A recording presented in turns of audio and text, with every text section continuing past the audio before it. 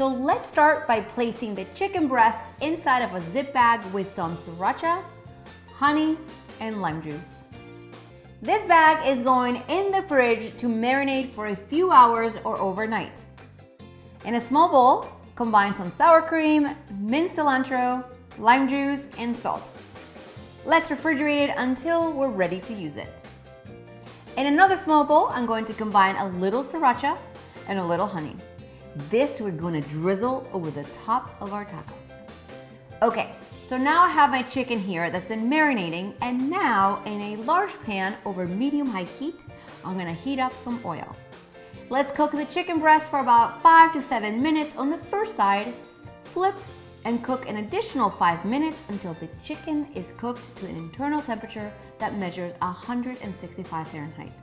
Now it's time to remove the chicken from the pan or grill if you decided to barbecue this chicken outside and allow it to cool down enough to handle. With 2 forks, you can shred or slice the chicken. Now the part that we've been waiting for, assembling the tacos. On the griddle, I'm warming up some corn tortillas, but you can use crispy corn tortilla shells, tostadas, flour tortillas, or even lettuce cups. Whatever rocks your boat. That's what's so awesome about tacos.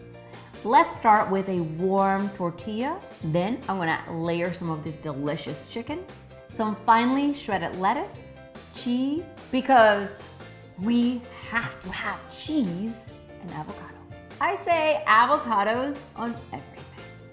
Remember that sour cream sauce we made? Well, I transferred it inside a sauce bottle, so now we just drizzle it over the top, and we follow that with some of the spicy honey sriracha.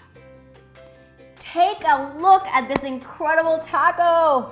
I told you it was mouth-watering. Hang on, I have to try it. Oh, sweet taco of mine. Oh boy, it definitely has a kick.